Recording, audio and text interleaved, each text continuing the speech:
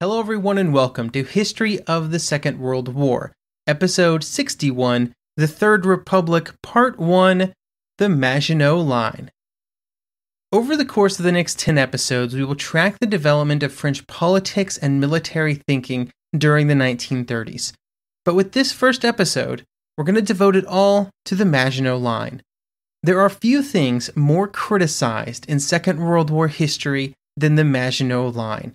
To just pull a few quotes here, here's Martin S. Alexander from French Foreign and Defense Policy 1918 to 1940, The Decline and Fall of a Great Power. Quote, "The Maginot Line long ago ceased to be merely a matter of historical fact. It acquired the status of an explanatory myth. It became, too, for many, a metaphor for military incompetence." And here's William Alcorn from the Maginot Line 1928 to 1945. Quote, "Perhaps the most malign collection of fortifications ever built, commonly viewed as an abject failure, a disaster for France, a total waste of money and manpower, and a monument to the folly of static defense." End quote. Within popular culture, the typical portrayal of the Maginot Line is one of folly and failure, and of a colossal waste of time, money, and effort. However, as with many such stories and many such popular beliefs, over the years it has lost most of its nuance. Did the Maginot Line prevent the fall of France in 1940? No, it did not. Was the Maginot Line by itself supposed to do so? No, it was not. The problem with the French resistance to the German invasion in 1940 went well beyond the line of defenses that they had constructed in the 1920s and 30s. The line would be named after Andrew Maginot, the Minister of War in 1929. During his tenure as minister, the initial plans for the fortifications would be finalized, funding would be procured from the French Parliament, and construction would begin. But even this date, in 1929, was not the point where the ideas of constructing large fortifications on the eastern frontier originated, and the roots of that idea require us to once again dip our toes into the First World War and its immediate aftermath. It would be during those years, and due to the power of certain military leaders who had made their names during the First World War, that the push for fortifications would begin, and would become an accepted part as sort of the correct course of action for France. That push was not based completely on misconceptions about the future course of military and technological developments, and in fact, it had some very good reasons, some very logical reasons behind it. We will discuss those reasons, then the planning for the defenses, then their construction, and then we'll talk about the legacy of the Maginot Line, before ending on why I think the Maginot Line and popular opinions on it are the perfect example of the traps it is easy to fall into when analyzing history. As with everything in interwar France, we begin our explanation of the Maginot Line in the trenches of the First World War. The war had simply been catastrophic for the French, with much of the fighting happening on French soil. For most of the war, a large swath of northeastern France had been under German control. Even during the Paris Peace Conference, there was the belief among many French leaders that it could, and likely would, happen again. They were confronted with this fear and this possibility, and it quite rightly altered French beliefs about what should be done to prepare. We also have to talk about who was making the decisions in the military in 1920s France. Men like Maginot and Pétain, both in leadership positions during the late 1920s, had been heavily involved in the fighting of the First World War. Pétain had essentially made his name at Verdun, and Maginot had fought there as well. These experiences bolstered their beliefs that the next war would be very similar to that which had happened before, a trench-filled hellscape. And because of this, they believed that preparations for such a war were required. They, along with, it should be said, many military leaders from around the world, had the general belief that at least in the 1920s, defense had the advantage over offensive operations. This was a pretty realistic evaluation of events of the First World War, and I would go so far as to say that in the 1920s, it was probably a quite realistic assessment of what a war would have looked like. It would later be confronted by the technological advances of the mid and late 1930s, but when the idea of the fortifications were planted firmly in French planning, those advances were far in the future. The reasons why France would not just prepare to fight a defensive war, but would proactively build defenses are varied. There was their evaluation of the fighting during the First World War, no small amount of fear that they needed to find a way to prevent such a disaster from occurring again, and then two other quite justifiable reasons that we will dig into now.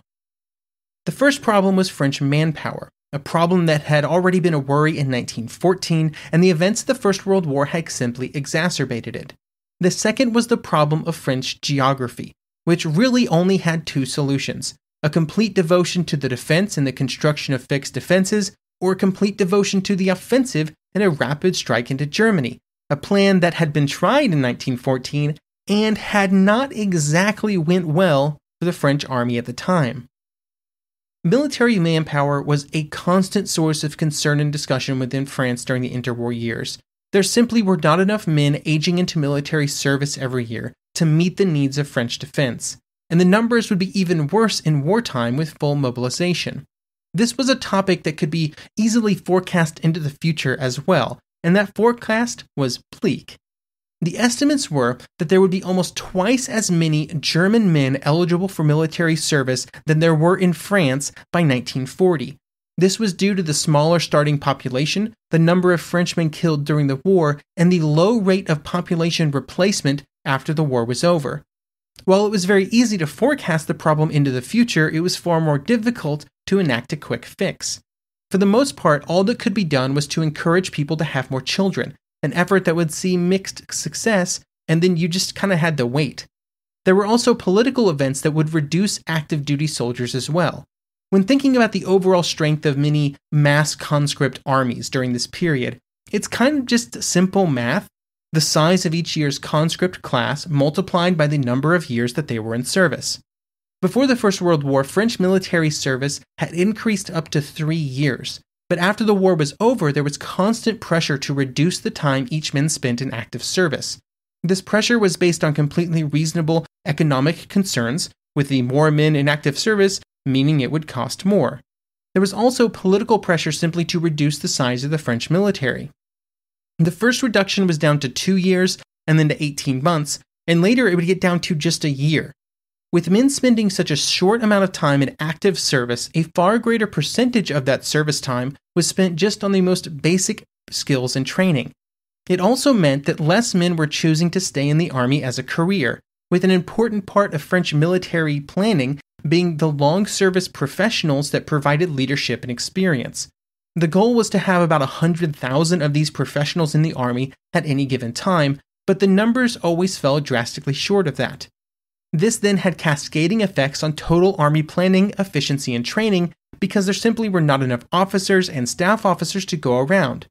So to review, during the 1920s, there were serious concerns about the total number of Frenchmen available for military service, especially in comparison to Germany. There were problems getting them enough training, and this would become critical in the late 1930s as the stunted generations of the war years started to age into military service. With all of these manpower problems, the allure of a strong fixed defensive system is an understandable feeling. By providing the French army with strong permanent defensive works, less men could defend more territory. It was pretty much just as simple as that. This would allow the rest of the manpower available to be positioned and structured differently, and instead of having the entire French army tied up defending the frontier, it provided at least the opportunity for the French to mass troops somewhere for other purposes, like perhaps an attack, or just a proactive move into Belgium. Next up, we need to look at what the men were going to need to do and how the French military believed it had to fight the next war. In what can justifiably be seen as a massive rejection of the overly optimistic French planning before the First World War, during the interwar years, every single piece of French military planning revolved around not some quick victory, but a long struggle. They still generally believed that they could prevail due to their alliances that France had built up, but it would only happen after a multi-year war. This mindset had serious consequences that we will discuss more in a later episode, but when it comes to the defense of France, it puts some pretty stringent requirements on how the defense should be conducted. One of the major problems that France had faced during the First World War was the fact that the war had taken place largely on French territory. This meant that French territory was destroyed, French homes were occupied, and the French economy was disrupted. To make matters worse, when it came to the exact territory that had been occupied, and which would once again be under serious threat in the next war, geography was strongly against the French. 3/4 of all French coal production, a large percentage of French heavy industry, and meaningful percentages of a whole host of other economic categories were all positioned near France's eastern border. This had been a known problem before the First World War, but at that time nobody had expected a long war, and in fact it was supposed to end quickly after the devastating French offensives that would be launched in the war's opening weeks. After the war, as French planning shifted to one of preparations for a long conflict, the necessity of protecting these areas, keeping them under French control, and maintaining their economic productivity became paramount. But how would they do that? Well, that question occupied many man-hours of planning during the 1920s, as a host of studies, committees, and discussions were had to try and determine the best way to defend the frontier. The Commission on the Defense of the Frontiers was created, which would spend an entire year working on its final report. These studies and committees did not instantly land on recommendations for the creation of something like the Maginot Line. Various forms of defense were suggested and studied, from fixed defenses to far more mobile defenses, but in the end it would be the fixed defensive fortification system that would be seen as the only way of providing France with the territorial integrity that was seen as essential to winning the war that they believed France would be called upon to fight in the future. Now, before we dive into the details about these fortifications and what would be built, we have to talk about their purpose. There is a tendency to assume that the reason so many resources were thrown into fixed fortifications was because there was the belief that it would make them impenetrable. This was not the case for pretty much all defenses created in the 20th century, including the Maginot Line in France. The purpose of these defenses was not to be impervious to damage or impossible for the enemy to take, but instead just to make it as hard as possible. By making it incredibly difficult, it solved 3 problems for the French. The first was the geographical issues that we just talked about, making it harder for the German attack to quickly penetrate deep into French territory. The second was the problem of having a small peacetime army on short service times with smaller numbers of professional soldiers. Defenses allowed less men to defend more of the border region and to buy time for the rest of the army to mobilize. The third was that it would provide exactly what the French believed they needed to win the war: time. Time to mobilize the army in the weeks after the war began. Time to train up the reserves who had been brought back into the army. Time for French politicians to organize and coordinate a continent-spanning system of alliances. Time to bring the French economy onto a proper war footing and proper wartime levels of production. Time to, essentially, lay the groundwork for victory. But there was an understanding that the time that could be provided by fortifications was limited. They could make it incredibly costly, both in terms of time and casualties, for the Germans to push through the fortifications, but they simply could not make it impossible, at least on a large geographic scale. There was a way that the Germans could avoid this cost, beyond just not going to war with France, and that was to go around them to the north. This is sometimes used as evidence against the effectiveness of the Maginot Line, but was almost a design feature. Fortifications during the 19th and 20th centuries were not seen as impenetrable bastions that could hold out against enemy attacks indefinitely, but instead as a tool for area and transportation route denial. They were placed and designed to prevent an enemy army from moving through certain pieces of territory so that their movements could be predicted and then could be met by the appropriate response.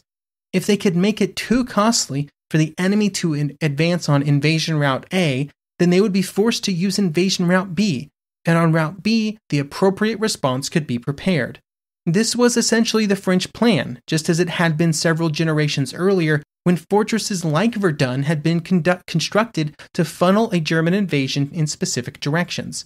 Now, of course, that also meant that they had to be able to defend against the possible advance of the enemy in other areas, which was really just a different story that we'll talk about on a different day, although it would, of course, not go well. One final piece of information before we get into the actual planning for the defenses that would be constructed is the timeline. The timeline for planning and construction of the fortifications is very important because the interwar period was a time when technological innovation, at least in the military sphere, was relatively limited for over a decade before suddenly exploding.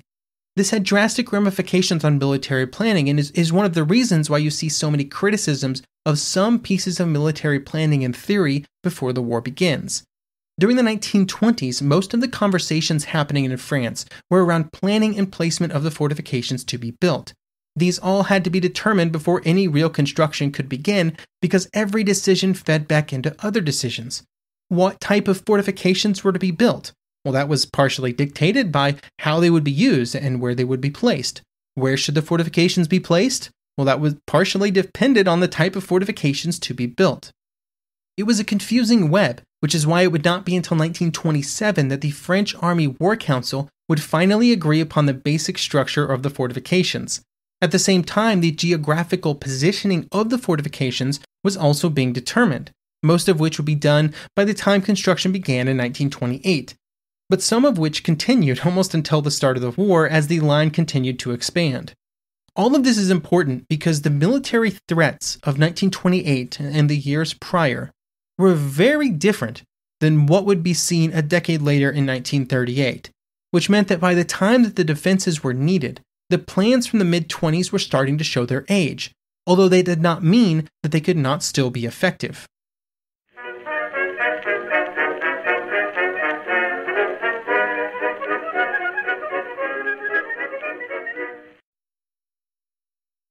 Now that we know why the French were planning on building fortifications, let's talk just briefly about where they wanted to put them. The highest priority area was, of course, along the shared Franco-German border. This meant placing strong fortifications around some of the areas that might seem very familiar to anyone with knowledge of French military history. Metz to protect the Meuse River Valley, Belfort near the Swiss frontier, and the area around Lauter, which was roughly in the middle, near the point where the frontier was furthest to the east. With these three areas as anchor points, the line would cover the entire shared border, from Switzerland in the south to Luxembourg in the north. Much of this would run along the River Rhine, which introduced some very special problems. It seems somewhat obvious that a defensive line would be based on a river, which makes a lot of sense. But there were technical problems with making that a reality, because it turns out that the areas close to the river were not a great place to build the fortifications like the ones that the French wanted to build, which were mostly underground. And so instead, the primary line of resistance would be placed several kilometers from the river, where the ground was far more conducive to construction. This left only light defenses and reconnaissance points actually on the river. Moving back from the river was seen as a necessary compromise. During the 1920s, there was a lot of disagreements about what should be placed along the original frontage of the Maginot Line. French military leaders, had differing opinions about what they wanted. It came down to how much emphasis should be placed on large fortifications and how much should be placed on small but deeply prepared defensive positions. This was important because there were limited funds, and defenses with some amount of depth would be more useful in wartime, but they risked not being strong enough to actually protect the areas that they were designed to protect. The compromise which was reached involved large strong points and then a network of smaller defensive positions, bunkers and fighting positions spread throughout the surrounding areas. All of this was then linked by underground tunnels. The idea was that this provided as much geographic reach as possible while also having some larger anchor points where supplies and reinforcements could be maintained. There were downsides to this arrangement though, because while the underground tunnels provided great protection, it also massively increased the cost of construction, which would be problematic given how much territory the fortifications planned to cover. The most important part of the fortification system came in the form of ouvrages. They were the backbone of the entire system, as they were the strong points, where the main line of resistance was anchored. They were placed so that they could control and dominate the areas around them with fire, and all of the other pieces of the fortifications were placed to support them. The assumption was that it might still be possible for small units to infiltrate between the ouvrages, but they should be able to limit the size of those infiltrations. But while they each served the same purpose, their design was often very different from one ouvrage to another. There were three main things that had important impacts on the design of each one. The first was the size of the designed garrison. It was felt that some areas were more important and more vulnerable, and so they needed larger garrisons. The second was the position of the ouvrage and its relationship to others. A larger ouvrage might be necessary at a position where the distance between them was larger due to the terrain. The third was the terrain itself. The optimal structure and placement in mountains on the Swiss border was very different than what it might be in the Meuse River Valley near Metz. All of these considerations made for a wide range of ouvrages. Some were large enough to be armed with artillery, generally of the 75mm variety. Others were smaller and only had a small mortar or some machine guns. Larger artillery pieces were considered at various points during the design phase, but this was dropped under the theory that they would not be necessary. Because of their role as part of the main line of resistance, range was felt to be less important, because they would be supported by larger artillery further back from the front line. The weapons provided to an ouvrage were placed in either retracting revolving turrets or small simple casemates. Generally, the casemates faced the flanks and the rear, while the turrets and the primary armament was placed forward. In terms of production, a lot of concrete was required, obviously, and much of the structures were underground. To quote J.E. Kaufman and H.W. Kaufman in Fortress France, the Maginot Line and French defenses in World War II, quote, "The galleries and interior portions of the ouvrages varied in depth according to the geology of the area. In many mountainous regions, especially the Alps, where the forts were built into hard rock, a depth of 12 meters was considered sufficient. In limestone regions, the standard depth was 16 meters, while in areas where the subsurface was softer and had consistent layers of average density, the required depths ranged from 18 to 20 meters. When the subsurface consisted of soft clays, the regulation mandated depths of 25 to 30 meters. One interesting feature of these designs was that from the rear the defenses were much less impressive, and which was a purposeful design decision. This was due to the French experiences in the First World War and the fighting around Verdun. During that fighting, the Germans were trying to capture various forts that had been built to protect themselves from all directions, 360 degrees. And this 360-degree protection was great until the Germans were able to capture the fort, and then the French had serious difficulties getting them back. They essentially had the same problems that the Germans had trying to capture them in the first place. Making the rear area of the ouvrages and other positions weaker than in the front was an attempt to get around this problem, because if one of them fell to the enemy, it would be far easier to retake. Between the ouvrages was an entire system of smaller interval casemates, which were generally smaller, only 10 to 20 meters in width, which were then spaced 600 to 800 meters apart. Along with the defensive pieces of the ouvrages, there were also accommodations for both the defenders, as well as additional areas for infantry which would man the areas between them. All of these were provided with food supplies, water supplies, air filtration, often electric generators. For the defense of the ouvrage, the garrison ranged between 200 and 1,000 men, with about 500 being average. Now, we all know how the story of the Maginot Line ends, or at least how the story of the defense of France in 1940 ends. So I believe I am legally obligated to discuss not just where the Maginot Line proper was built, but also where it was not. The original plan for the line of defenses do end at the point where the French and German borders diverge and Luxembourg sits in between. The next bit of terrain was in and around the Ardennes Forest. The area was discussed at length by the Supreme Council of War, which was the body making the final decisions about where the defenses should be placed. In general, the entire area around the Ardennes was treated as an area that was not of great concern. They believed that any army trying to move through the forest would find it tough going and very time-consuming. The assumption was that it would take a minimum of 9 days for a German force to move through the Ardennes, more than enough time for French forces to be positioned to meet them. This assumption was of course perfect, and would never prove to be problematic in any way. The northern frontier with Belgium was a bit more interesting for both political and geological reasons. During the 1920s, France and Belgium were allies. Their territory had borne the brunt of the fighting on the Western Front during the war, and they wanted to make sure that it did not happen again. Because they were allies, there were some concerns that erecting a bunch of defenses on the border between the two nations would send the wrong kind of message to the Belgians. Putting a wall between you and your allies is perhaps not the most encouraging of actions.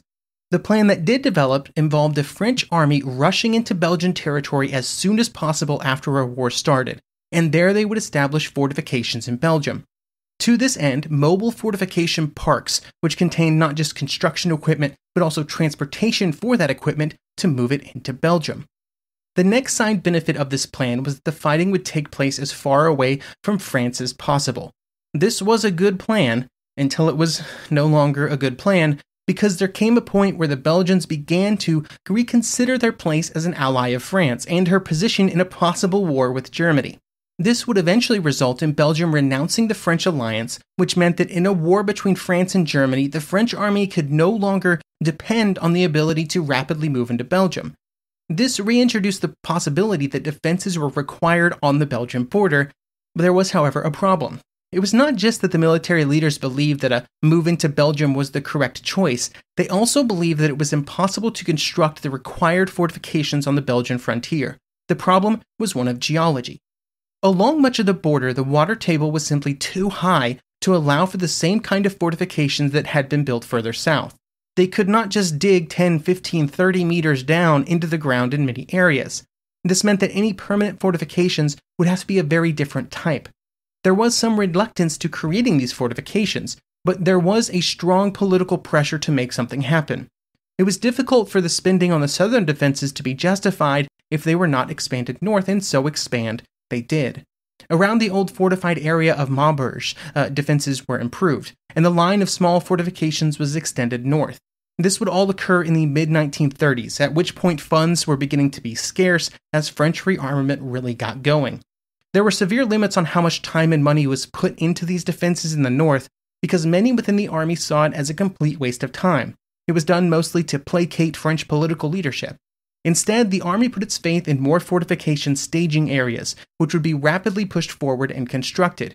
They were still hoping that this would happen, in Belgium, but it would happen much later than originally hoped. Construction of the line began in 1928, with most of the major fortifications originally planned, all at least started by 1930. Work also began on all of the supplementary fortifications, including all of the interval positions between the major forts, and all of this was roughly started by 1931. What took longer was all the underground tunneling work to connect all of these various positions. This included the creation of underground depots and barracks for the defenders. In the interim, some temporary depots were created behind the lines, and there was even some work done on old German fortifications that had been constructed during the First World War so that they could be used temporarily. There were two things that caused construction to be slower than originally hoped. The first was around economic conditions, with the Great Depression making it challenging for the French government to continue construction. If you remember back to our conversations about the Great Depression, the French government at the time was very concerned with keeping a balanced government budget, and so, at times, the Maginot construction efforts were hit by reductions to reduce government spending. Another problem was the weather, which was particularly problematic in the far southern areas. In those areas of the Alps, construction had to be halted for months at a time due to the weather during the winter months. This weather impact would cause construction to drag out until 1938 in some areas, and for other forts, final work was not completed when the war started. By the time that the war did start, there were 55 of the large ouvrages and 68 smaller ouvrages that were all completed or very close to completed. Combined, they had about 100 kilometers of tunnels and underground galleries. They had used 1.5 million cubic meters of concrete. And with all of these construction efforts came a serious cost. The total cost was around 5 billion francs, which, as always, is challenging to properly put into perspective due to inflation and currency conversions. There was also the move of the franc off of the gold standard during construction, which makes any estimates or budgetary comparisons difficult, but rest assured, 5 billion was still a lot. Of course, the Maginot Line efforts were not just about making a bunch of large concrete structures on the borders of France. It was about defending France from German invasion. Before discussing its performance in this role, let's talk about what the Germans knew about the Maginot Line fortifications, which, to summarize, was pretty much everything. By 1936, the Germans had almost perfect knowledge of where the fortifications were being built and the general details of how they were armed. Then in 1937, they would obtain accurate plans for many of the ouvrages, which would be very helpful if they had to launch an attack. Their general evaluation of the defenses south of the Ardennes was exactly what the French wanted them to be, that it would be incredibly costly to try and attack through them. This pushed German offensive operations north, with the original plans for the invasion of France looking a lot like they had in 1914. There would then be a last-minute change to move through the Ardennes with very good results, at least from the German perspective. With the successful offensive through the Ardennes, the Maginot Line became mostly redundant as the primary fighting simply occurred elsewhere. But again, this was not really a problem, that this was the purpose of the fortifications, to allow the French army to fight elsewhere and hopefully fight successfully. The problem was that the French army was anything but successful during the fighting. However, when the French surrender occurred, most of the Maginot Line was still well supplied and completely intact. In some ways, it's almost impossible to determine how successful the Maginot Line would have been if attacked, because there simply is not enough data. Those areas that were attacked often had those attacks take place after most of the defenders had been evacuated to assist in fighting elsewhere. From the perspective of the Maginot Line, the war was kind of anticlimactic, really. I do not always provide an explicit reason that we talk about topics here on the podcast. I'm covering a period of history, and you can assume that I think something is important when I talk about it on an episode. But I think this topic is worth a bit of discussion about why I think the reasons that the Maginot Line was built, its place within interwar French planning, and its legacy is so important. The Maginot Line, to put it bluntly, has become synonymous with failure. I just searched the Maginot Line on Google on August 19th, 2021 at 5:08 p.m.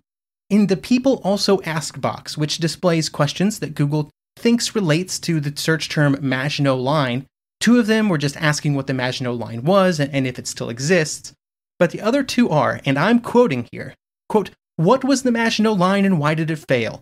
And quote, "What was the problem with the Maginot Line?" The entire project is seen as a failure, even as kind of a joke. When I first started researching for the podcast, the Maginot Line was one of the first things I started reading about.